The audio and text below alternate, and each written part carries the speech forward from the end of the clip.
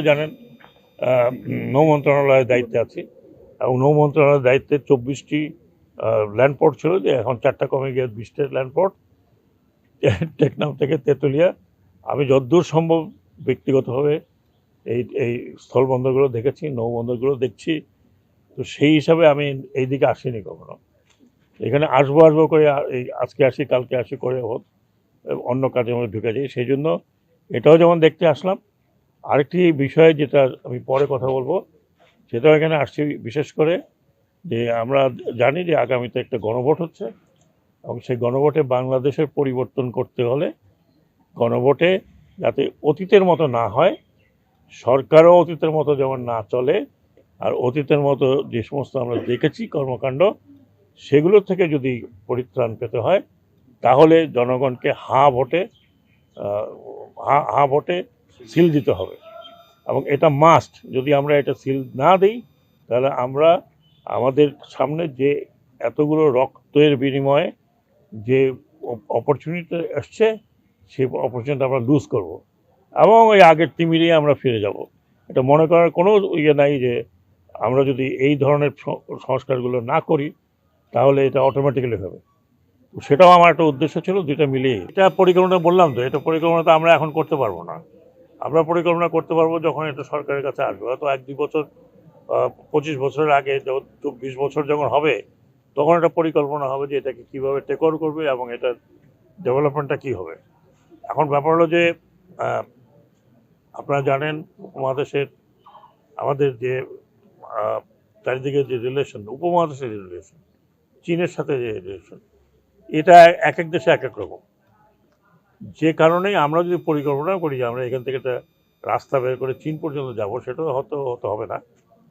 যেতে হলে হয়তো আমাদেরকে নেপালে যেতে হবে না, ভুটানে যেতে হবে, সেখান থেকে যেতে হবে।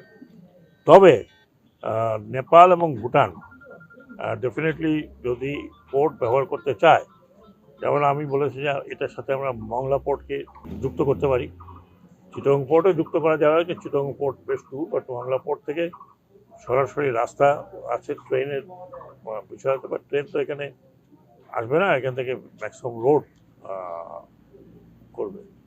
তারপর নর্থ বেঙ্গলে চেষ্টা করা হচ্ছে যে কন্টেনারগুলো, যে নর্থ বেঙ্গলে যে আমাদের নতুন পোর্টটা ওপেন হলো পাবনাতে, নগরবাড়ির সাথে যদি আমরা এখন প্রাইভেট ওয়ার্ল্ডের একটা রেনাউন্ড প্রাইভেট অপারেটরকে দিয়েছি পানগাঁও, তারা যদি পানগাঁও থেকে নগরবাড়িকে কানেক্ট করতে পারে, তাহলে নগরবাড়ি পর্যন্ত যদি কন্টেনারগুলো আসে, তখন হয়তো এই পোর্টে আমরা দেখবো যে ভুটান এবং নেপালে রাস্তাটা এখান থেকে খুলে গেছে। এগুলো তো একদিনে হয় না, এগুলো বেশ পরিকল্পনা করতে হয় এবং সেই পরিকল্পনা আমরা করে যাচ্ছি। বাকি নেক্সট গভর্নমেন্ট আসলে তার পরিকল্পনা দিয়ে বাস্তবায়ন। স্থলবন্দর তো কাজ করছে, এখান থেকে তো পাথর তো আসছে, সেটা তো বন্ধ হয়নি। ভুটান থেকে আসছে ম্যাক্সিমাম পাথর, কিছু কিছু নেপাল থেকে আসছে অল্প স্বল্প, ইন্ডিয়া থেকে আসছে। ইন্ডিয়া থেকে পাথর আসা তো বন্ধ হয়নি। আমি যতগুলো পোর্টে গেলাম, যে এখান থেকে বেশিরভাগ পাথর আসে। তো ব্যবসা বাণিজ্য, যারা পাথরের ব্যবসা করে তাদের জন্য তো এখনও কিছু বন্ধ হয়নি। প্যাসেঞ্জার যাতায়াত কমেছে, এতে কোনো সন্দেহ নেই। এটা শুধু এখানে না, এটা পুরো বাংলাদেশ। যেমন এক সময় বেনাপোল দিয়ে 1000-এর উপরে যেত, 10,000, 15,000 লোক যেত যাতায়াত আর কি। এখন তো সেখানে এত কম, 300-400 ম্যাক্সিমাম। তো এটা কারণ হচ্ছে যে ভারত ভিসা দিচ্ছে না নানাবিধ কারণে। সেই হিসাবে আমাদের এখান থেকেও ভিসা বেশি দেওয়া হচ্ছে না, একই কারণে, নানাবিধ কারণে। এগুলো আশা করি ঠিকঠাক হয়ে যাবে। সামনের নির্বাচন হওয়ার পরে যে নতুন সরকার আসবে, সেই নতুন সরকারের সময় রিলেশনটা হয়তো আরও ভালো হবে। এইটা দেওয়া হয়েছিল BOT, belt operate and transfer, 25 বছরের জন্য। তো মাত্র 2014-তে বোধ হয় এটা অপারেশন, 14 কি 15-তে, 14-তে অপারেশন শুরু করেছে। তাহলে 14 থেকে 25,